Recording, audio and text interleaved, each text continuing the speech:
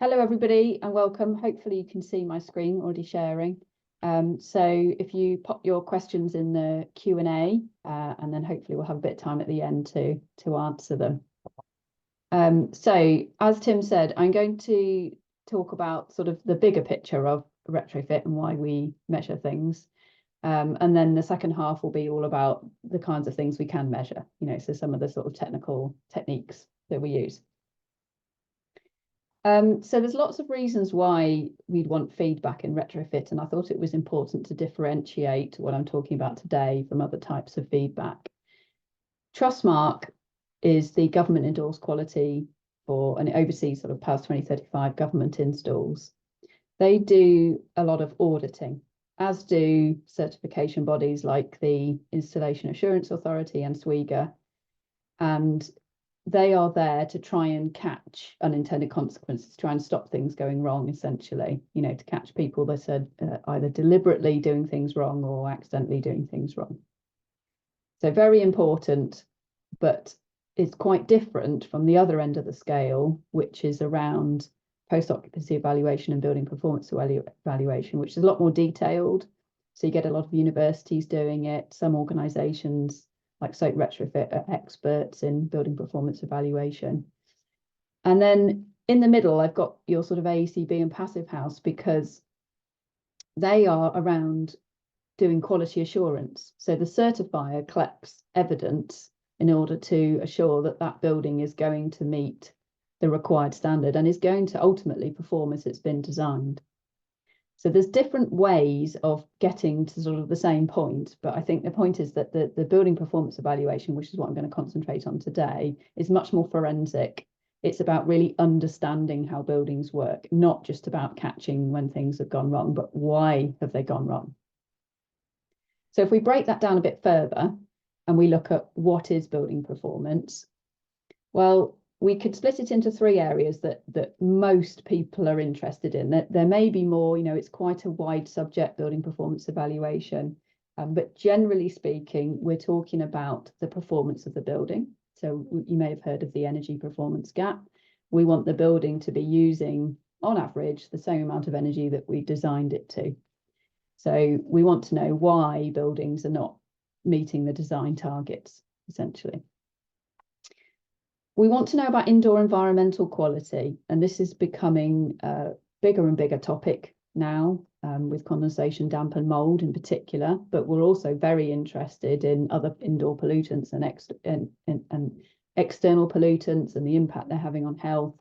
But we want to understand what impact retrofits or other things we do to buildings are having on our indoor environmental quality. And then finally, deterioration of building fabric and structures. So again, that sort of focuses around the moisture side of things, but we want to understand how, when we make changes to buildings, they impact upon the structure or the insulation, and that they're going to last for a long time.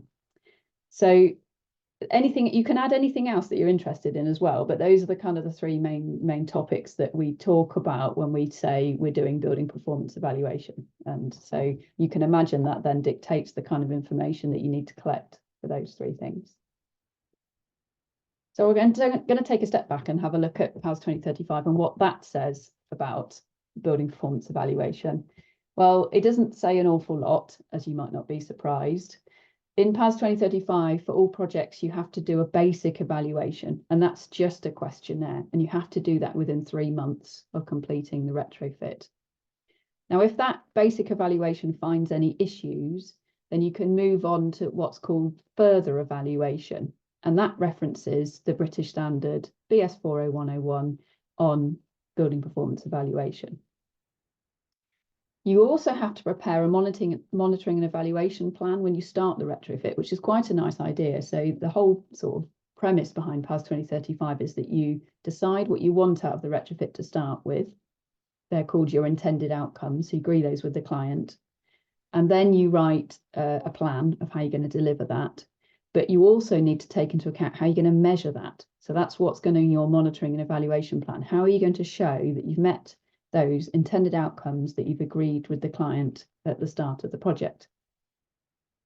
And the other reason you would want to do monitoring evaluation is to learn from any problems.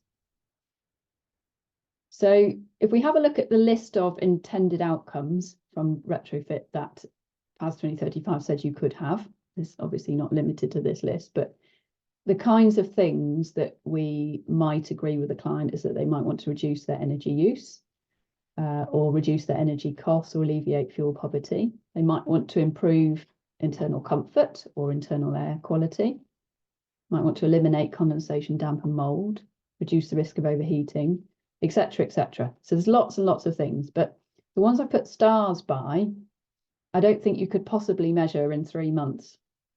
So a lot of these are big building performance evaluation questions. You know, have I improved internal comfort? Well, you're going to have to measure that for at least a heating season and a cooling season. The emissions associated with energy use, you need at least 12 months. How are you going to know otherwise? Protecting the building against decay or deterioration, or management of moisture. Well, again, I mean, these things can take years to come out to see whether you've actually improved the building or made things worse. So I think 3 months is not really good enough, but this is where we need the building performance evaluation to answer some of these questions. So I'll move on to BS 40101, and this is our new standard on building performance evaluation. And it defines different levels of building performance evaluation. So we've got preliminary evaluation, which is the lightest entry level evaluation. And it's based a lot on occupant feedback. It's got some really basic building parameters in there, and there might be some coarse energy use data. And it's not there to, you know, inform conclusions about the performance of buildings. It's just there to tell you a little bit about performance of buildings. So it might not answer all your questions, essentially. But their experience is that the cost of building full building performance evaluation is quite high. And so there may be some circumstances when you need to do this preliminary evaluation, or that is all you can do. Then there's the light building performance evaluation, which is sort of the minimal data, of course, granularity that you can collect in order to work out how a building is performing. And then we've got standard BPE, which is, you know, your ideal situation where you would collect lots of parameters for most buildings, and much more granular data. And you can start to understand buildings a bit better from your standard building performance evaluation. And then we've got investigative BPE, which is additional elements. So things like U value, thermal camera imaging, air tightness testing, that kind of stuff can be investigative BPE, and it sits alongside any of those levels.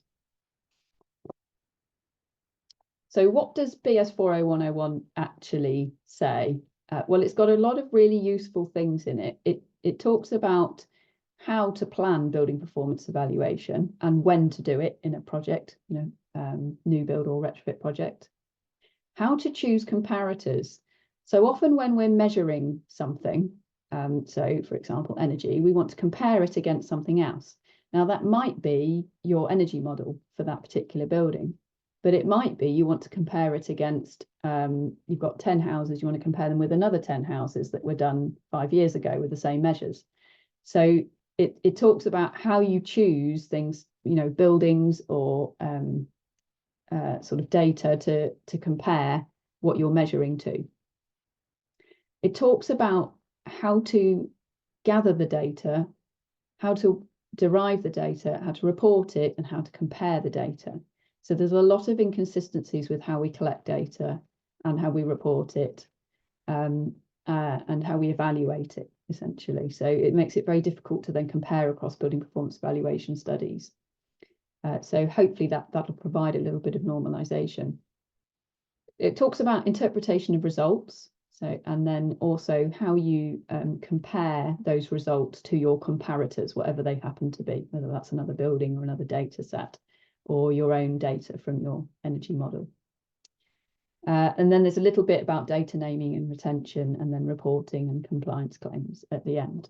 So lots of useful things in there about building performance evaluation, worth having a look. But what's the reality for building performance evaluation in residential retrofit? Well, we've just seen PAS 2035 requires a basic questionnaire. That's not building performance evaluation, is it? We're not going to get a lot out of that within 3 months. Passivhaus and AECB are not really into building performance evaluation. They do air tightness testing, but and they have really good quality control, so we can look at photos and things, but it's not building performance evaluation. It can be very expensive to collect and analyse building performance evaluation data, and when it is collected, it's inconsistent in the way it's collected, reported and evaluated. So if we can refer to BS 40101, whether we're doing the preliminary, the light or the standard building performance evaluation, it can really help with those inconsistencies. And we still see most building performance evaluation happening in universities, in academia. So I'm going to give a couple of examples of where we're trying to make building performance evaluation or parts of it more accessible to the mainstream industry. And you may have heard of SMETAs. It's a bit of a buzzword at the moment, and I'll talk more about SMETAs later and the technology of it. But the whole idea is that you use smart meters to measure the performance of your building. And the government are really interested in this because they say, well, every home's going to have a smart meter. This is amazing. We can collect data on how it performs for every single building. And they actually had a consultation out for 2 government-funded schemes, Eco4 and GBiz, about adding SMETAs measurements to it. And they propose that you get an uplift in the amount of sort of points that you get, if you like, on installing your measure if you install SMETAs. And they're not looking for necessarily an improvement in the measured amount, because SMETAs have still got quite a lot of inaccuracies in it. They just want to give you an uplift if you just install it, because they want to test this thing. So if we can get this to work, that would be amazing. Measuring before install a measure and then measure afterwards and see if there's any difference would be fantastic. Unfortunately, because of the election, they weren't able to get SMETAs into those government funded streams, but hopefully we'll see it in future versions. So this is another project led by Leeds Beckett University, and this uses a framework already developed by UK GPC called the Build Upon 2 framework. So it sort of takes elements of building performance evaluation. I'm not going to claim it's a standard or a light in accordance with BS 40101, but it's really aimed at social housing providers and looking at what they want to know about their projects, and so we can improve that learning curve for them when they're doing retrofits. So that the sort of building performance evaluation framework was taken and trialled on over 1,000 homes from Leeds City Council by Leeds Beckett University. The retrofits were delivered through lots of different schemes, for European funding, UK funding, and trying to basically move building performance evaluation beyond academia and into more mainstream. Now, what they found was that the survey tools were too complex and too long for lots of people to understand. The data required was often not available, e.g. fuel bills, and it was in different formats, or it couldn't be shared. There were lots of data gatekeepers as well, so trying to chase data between contractors, subcontractors, landlords, QSs, PMs is really, really difficult. So we do have a bit of an issue with collecting data for building performance evaluation. And again, if I go back to BS 40101, actually maybe the most valuable bit in that is the consistency in the data.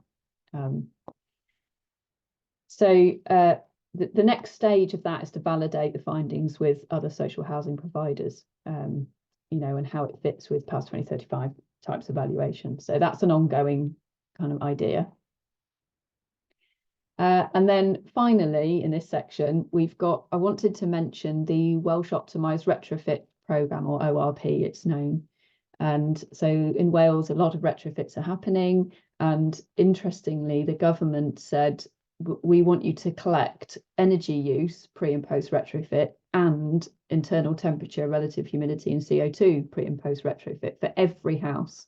that you are retrofitting under this scheme. So that's thousands of homes in Wales, all in theory have the biggest building performance evaluation data set in the UK.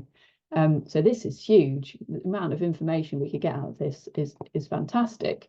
And we did a little project with Trustmark and Etude and various others last year, trying to look at developing some technology case studies. So just looking at external wall insulation, or just looking at heat pumps, or just looking at solar panels from this huge sort of stock data. Unfortunately, we created the case studies, but didn't have any data to put into it because Trustmark found that it was taking so long to clean the data, get it into a good sort of situation for us to be able to analyse. It just didn't happen, essentially. So this data is not real. This is fake data. So the quality of the data was a massive hindrance. The other thing was making sure you have enough data to make comparisons against benchmarks. So for example, if you've got an EUI, energy use intensity benchmark, you need to know the gross internal area of all the homes. We didn't have the gross internal area of all the homes, so we had to then estimate that based on the number of bedrooms in each home, which we did have. So there's lots of things like that where you think, oh yeah, we can compare this data to this benchmark, and then you realise that actually you don't have the right data in order to do that. Having reference weather data as well for benchmarks. So there was a study done sort of 2014, I think it was, which had weather compensation for that year, 2014. But obviously we've got data now from 2023, 2024. So what year do we use to normalise it all? Do we use 2014? Have we got that data? Do we know what they used? You know, and so it's trying to make sure you can actually, going back to this comparators, you know, can you compare the data with what you've got, you know, with other benchmarks out there? The other thing we struggled with was obviously if you've got an all electric property, you need sub-metering in order to work out what's hot water and what's heating, etc., etc. And again, you can make assumptions, so you can look at sort of the summer levels and say, well, okay, that's mostly hot water, but if it's all electric, it's extremely difficult. So yeah, it's a tricky project, that one, but has so much potential in there. And if we could have applied some of the learnings in BS4 or guidance in BS 40101, maybe this would have been easier. So let's have a look at the technical side, measurement techniques. I'm going to start with, I think, I'll be focusing mainly on thermal performance here, okay? So let's have a look at how buildings work for a start. Well, energy in equals energy out, hopefully. What that means is that we have a heating system here, hopefully not a fire, hopefully a heat pump. And that's your energy in, but you also have some solar gains as well, shining on the windows or on the roof. And then you also have people and everything they do in buildings, so internal heat gains, if you like. So that's all your energy in.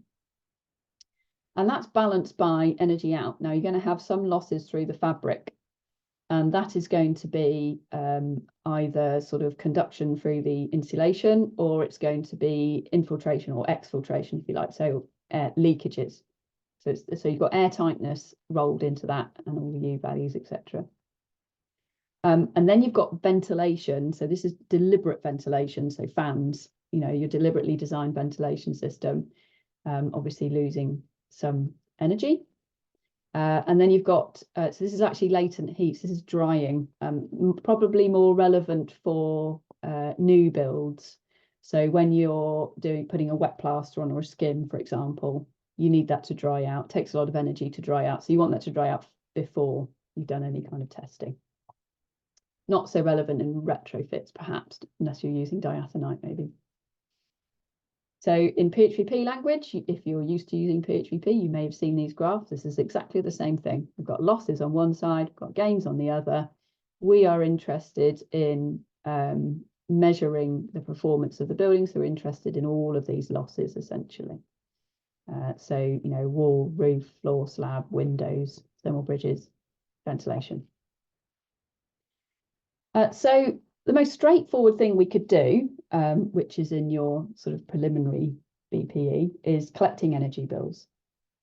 And that is recommended as part of building performance evaluation in BS 40101. Is it straightforward? Might be.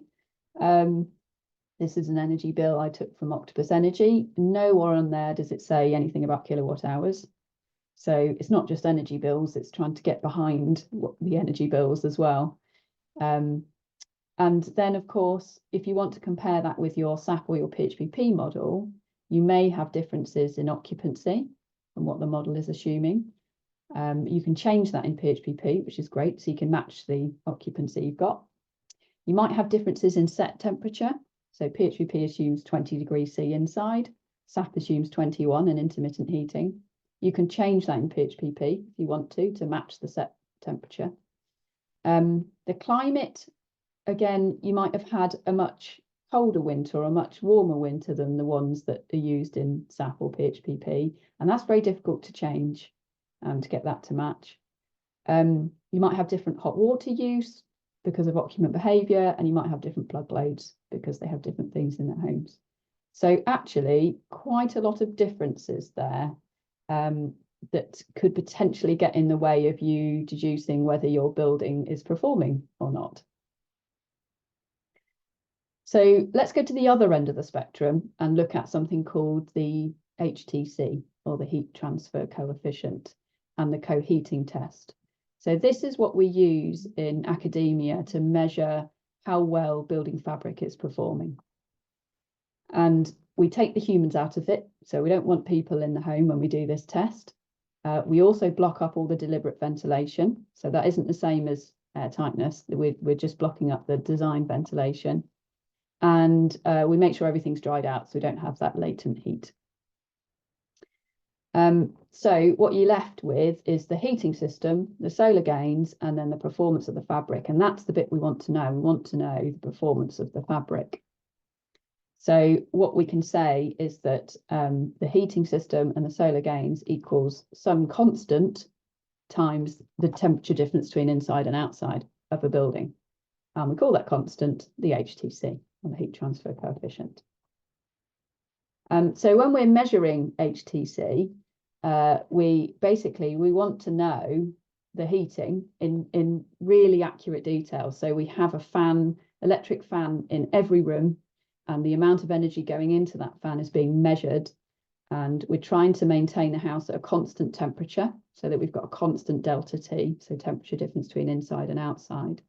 We're also going to measure the solar gains. So we'll have a little weather system in the garden that will measure the solar gains actually at the time that we're measuring the HTC. So we can get those, we can know QH, QSOL and delta T really quite accurately.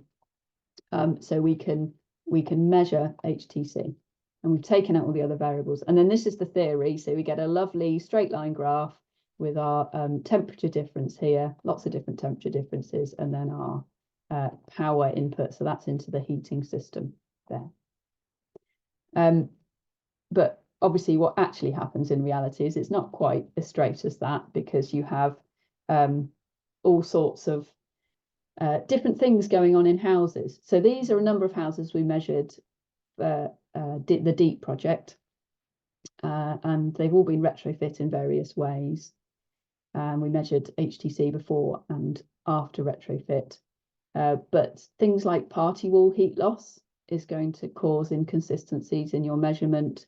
There's always going to be a time lag in your variability of temperature, and also it can be difficult to maintain an absolutely uniform, like perfect temperature profile in every room. So it's hard to make every corner 20 degrees C all the time, although we do use fans to blow the heat around to make sure it is fairly uniform. So there's still some inaccuracies in this measurement. Now, we have different methodologies for measuring HTC, although some will argue you're not actually measuring HTC. So we've got in situ, which we've just shown you, and then you've got in use. Now, the co-heating test very much sits under the in situ side. It's the most accurate way of measuring HTC. But we also have a new test called Cube, which I'll talk about a bit more on the next slide, from Saint-Gobain. And then we have SMETRs, which is when people are in there, essentially. And you're using different sensors to sort of test for the HTC. Now, in academia, we would argue this is not measuring HTC, because there is a definition of HTC which is measured by the co-heating test, and this is measuring something different, but it's called, everybody calls it HTC. So you need to make sure you know which method has been used to measure the HTC. So Cube, as I mentioned, is by Saint-Gobain, and it takes 1 night.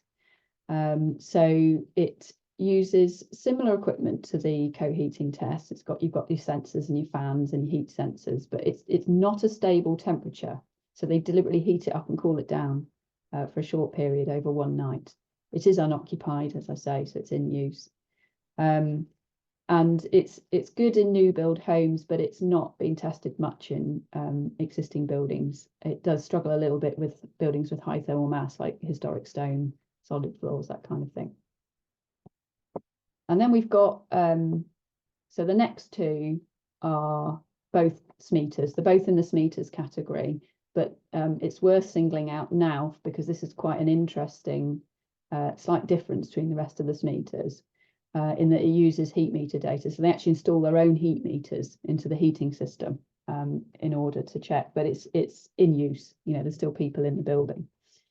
It takes over 3 weeks to get a good reading from the NAUF. And then we've got SMETAs again. So this uses smart meter data, and they use temperature sensors inside and outside. And it's occupant dwelling, and you need you know, the longer the time period, the more accurate HTC you could get in theory. And it's worth saying that there's many different algorithms for working out SMETAs. So there's a number of different groups who are developing a SMETAs method, and they might have different names. So how accurate are all these different methods? Well, in the DEEP project, we had an average error of about 6% in the co-heating tests, and that ranged between 2 and 18%.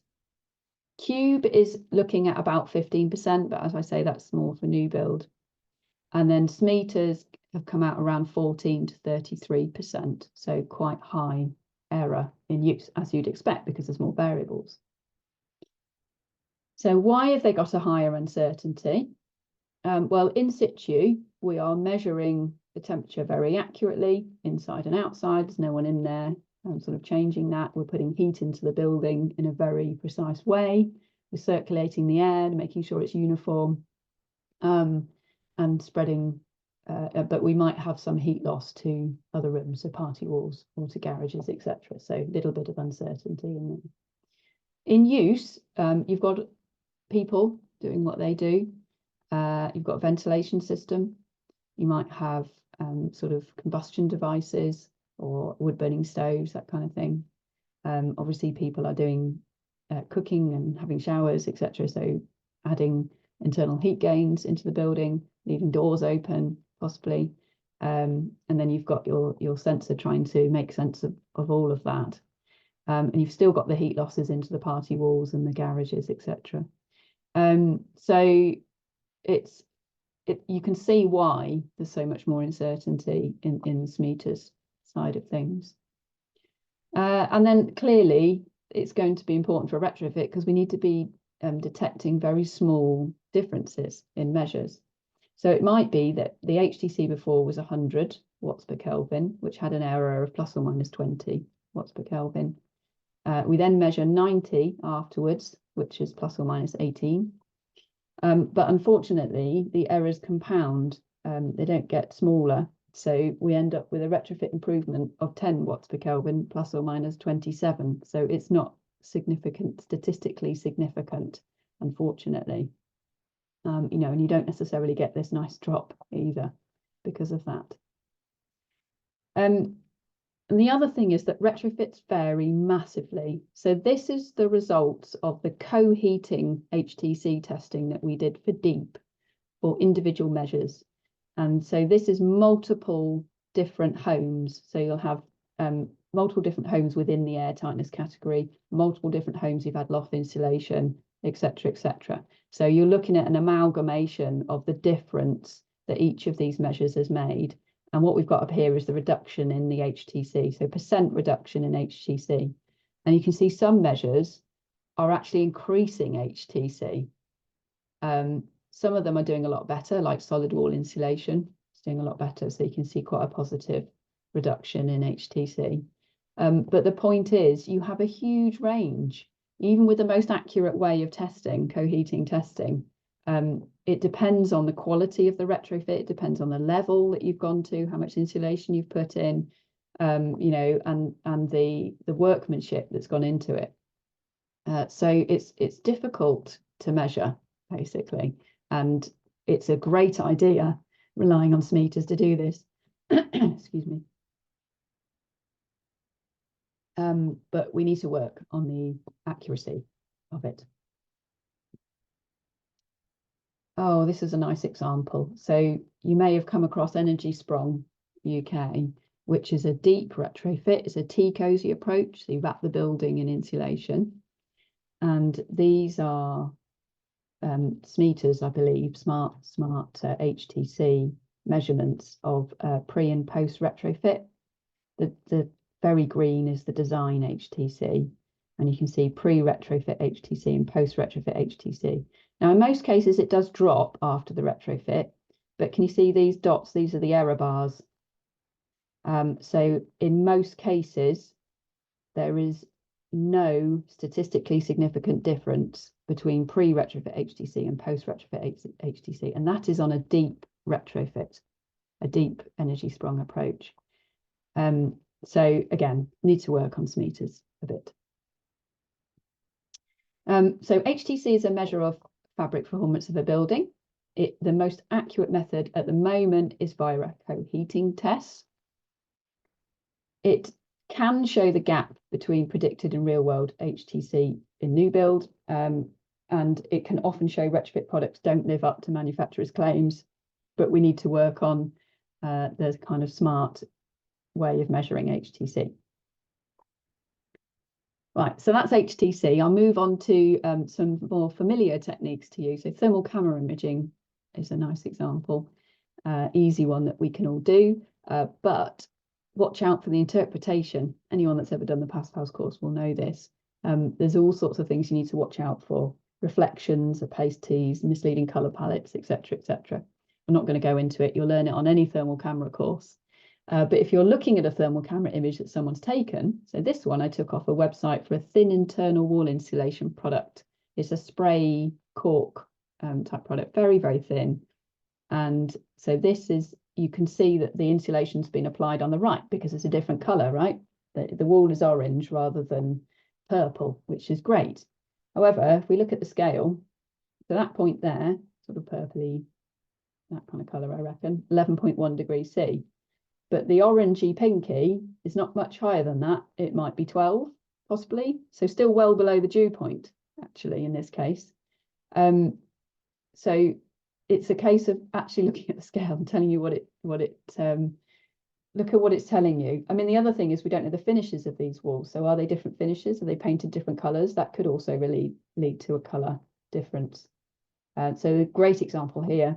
We've got a pair of semis. The one on the right has had external wall insulation fitted on top and bottom. So we've got a new sort of brick facing here. And if we look at the thermal camera image of that, we can see that the top part looks an entirely different colour to the bottom part. And that's simply because it's white render. We can see a nice big thermal bridge here. So heat escaping here, and it's almost the same colour as next doors that hasn't been insulated, and they've got a radiator underneath that window, and that's why we can see a very bright patch there. But also you can look at the colour of these cars. It could be because it's very reflective rather than actually hot. So the surface is really important. So careful what you interpret from thermal camera imaging. However, it does have other uses. So thermal camera imaging is being explored in to work out U values. And this is from Build Test Solutions, who've been working with the University of Salford in Manchester to develop something they call Heat 3D. And they do it on a foam, and then they have these plates that they put on the wall to calibrate, and they can work out the U value of a wall, and not just at one point, but they can look at the whole wall. So very quickly try and measure U value across a wall. The kind of more traditional way of doing that is using your heat flux plates. So this is the way that we measure U values in Leeds Beckett University. And this can be done in sort of 72 hours, but you can see the amount of heat flux plates we put on this wall here because of the variation across the wall. So you need to take a thermal camera image of the wall beforehand anyway to tell you where to put the heat flux plates. You want to avoid really cold areas and really hot areas because you want an average that's representative of the wall. But this kit's really expensive, you know, that many heat flux plates. And if you go and do one, you might have picked a spot without a thermal camera image, you might have picked a spot that isn't representative of the wall. Or if you've got a non-uniform wall, like a timber frame, or you've got, you know, bricks and mortar, they have different values depending on where you are in the wall. So you also need a big temperature difference between inside and outside. The same with the Heat 3D, actually. You know, a good 10-degree temperature difference between inside and outside really helps you with the accuracy. Air tightness testing, probably one that most of you are familiar with. So I just put this in because I find it very interesting that when you use air tightness for compliance, you get these kind of results. You know, now is that just luck? Because everyone's just been working to just around 3. Are people really good at designing that accurately or installing that accurately? Or is it that the testers are perhaps fudging the results?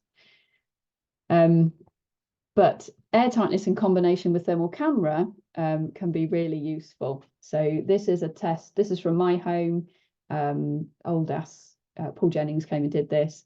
And the ideally is you come on a dull day when it's not sunny to do your thermal camera imaging if you're doing outside. But this one, so he depressurized the building and then just took his thermal camera around and found out where all the major leaks were, which was really helpful, you know, and it wasn't anything particularly new, but it just helped us focus where we needed to do our draft proofing and our air tightness sealing. So that can be quite valuable. And then we've got pulse testing, which some of you may have come across. And pulse testing is interesting because it operates at a much lower pressure than air tightness testing. So air tightness with a fan, you're looking at sort of 50 pascals. This operates at 4 pascals, which is a lot closer to day-to-day pressures. However, it is only approved for new builds at the moment, and it isn't a lot quicker in practice. You know, the actual test is quicker, but the setup and everything, you've got to compress the cylinders on site. You need a number of cylinders for a normal home. And so it's not necessarily quicker than the fan test. And the other thing is it doesn't tell us anything about where the air leakages are. So it's not very good for investigations, but interesting nevertheless. So new techniques. If you find any new techniques, then they need to be validated, ideally by someone independent, and should be made public.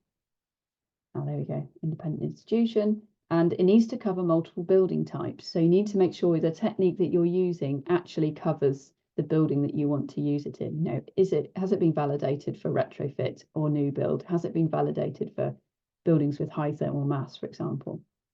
And the uncertainty or the error should always be quoted. It's really important in interpreting results.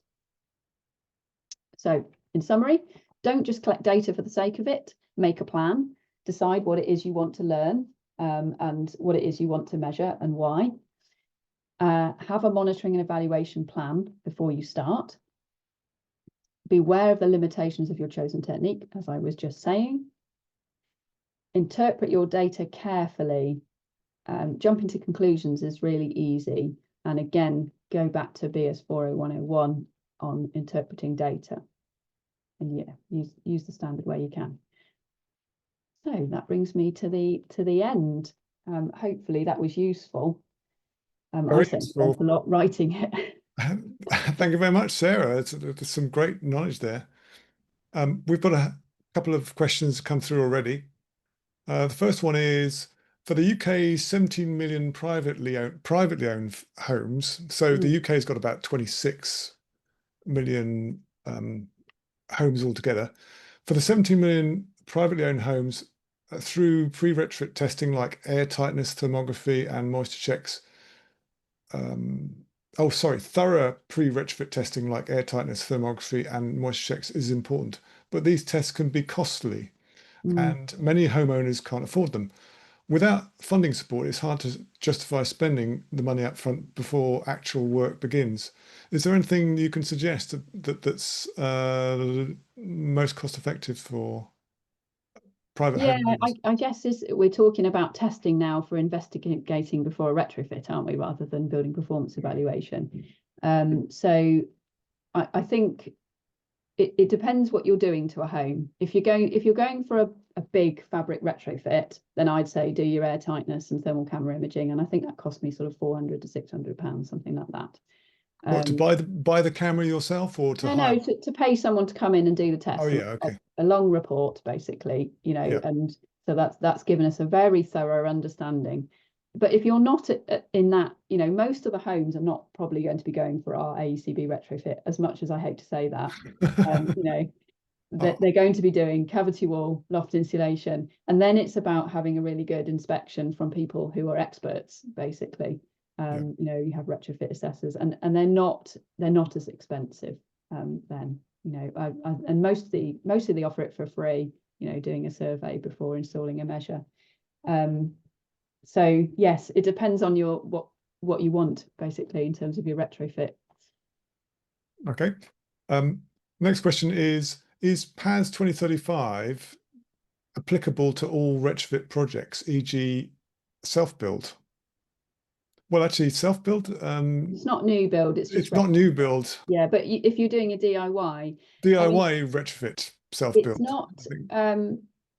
it's not regulated, it's not required, it's not a legal requirement. It's a British standard, which means that anybody can use it. It is a requirement for anyone obtaining government funding. So under the Great British Insulation Scheme, for example, you have to comply with PAS 2035. In terms of using it generally, I think it's a really nice process. So it's a process rather than a Mm. energy standard like AECB. But AECB also has its own process, which is quite nice. But PAS 2035 talks about, okay, you set your intended outcomes, then you do a retrofit assessment. This is what you include in a retrofit assessment. Then you do a retrofit design. This is what you include. So it's got a lot of great stuff in there.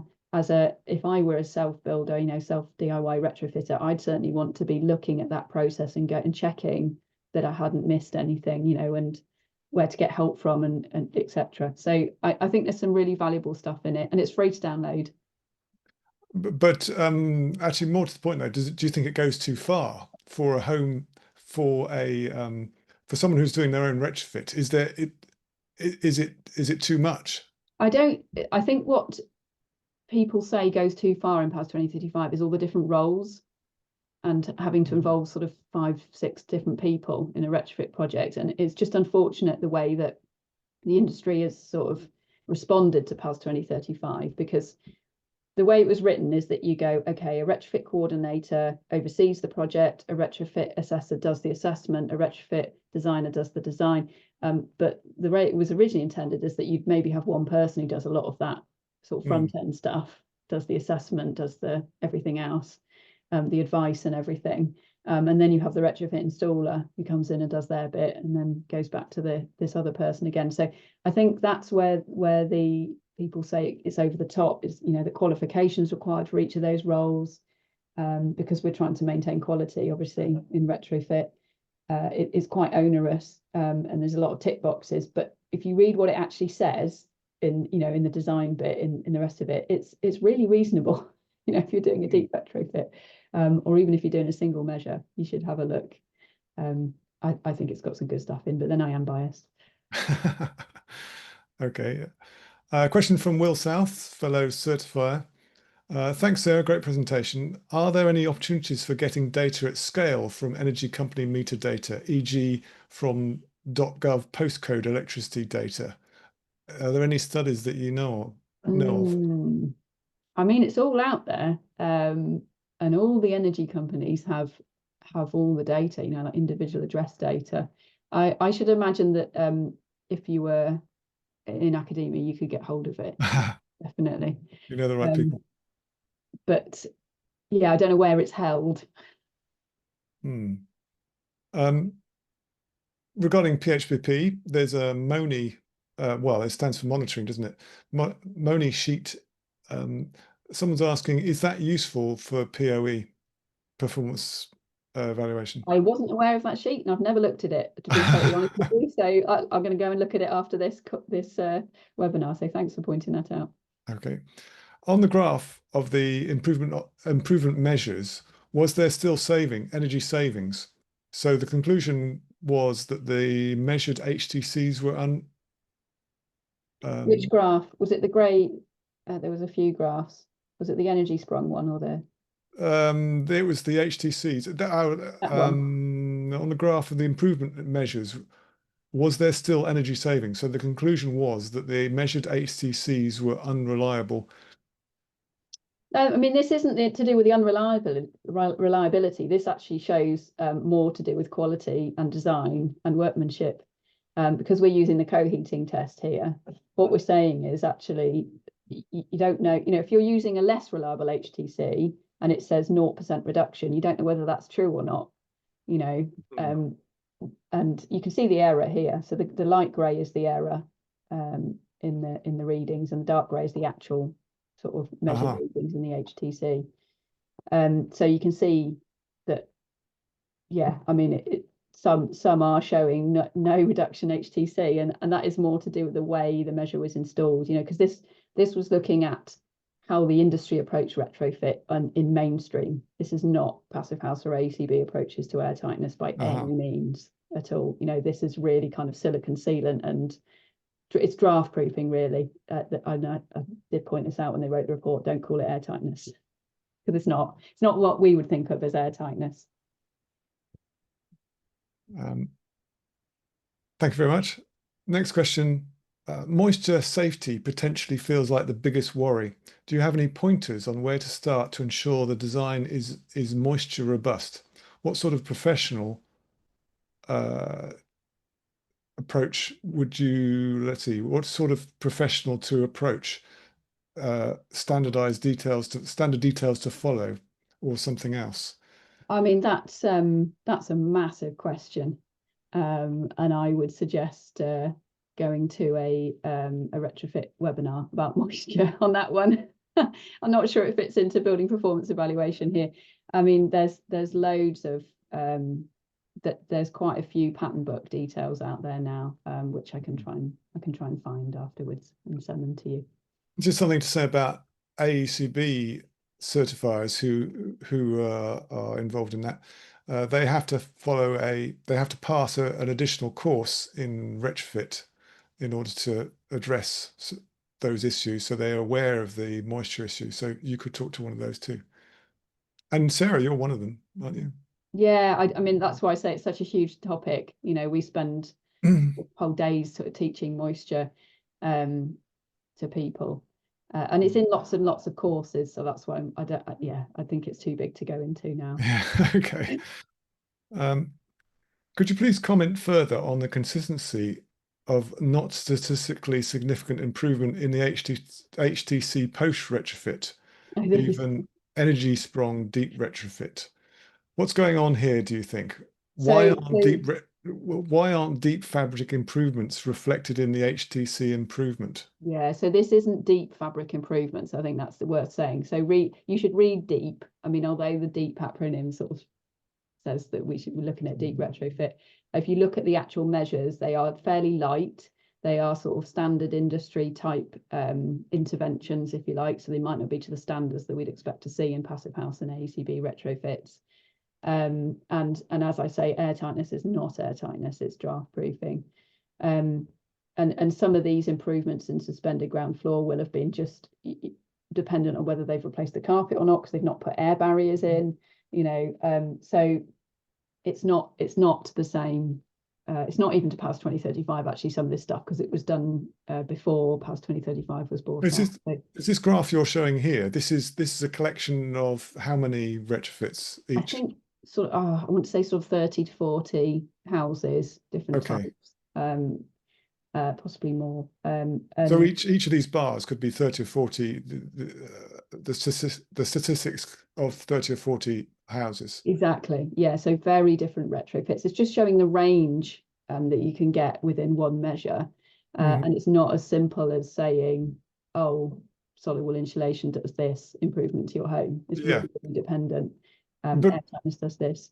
presumably, if you were looking at one house, would it be possibly a bit clearer?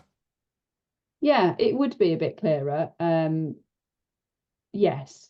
And then of course you want to delve down into the detail of each of these homes and go, well, why has that not produced an improvement? And there was always a reason, there was always a really good reason why, and it was to do with quality and depth of retrofit. And then the other case, just so we're not confused, so the reason this wasn't showing much improvement is because this is smart HTC. So this is showing a different measurement. This is showing uncertainty in the smart HTC rather than this one, which is showing that retrofit measures have a big range of HTCs before and after.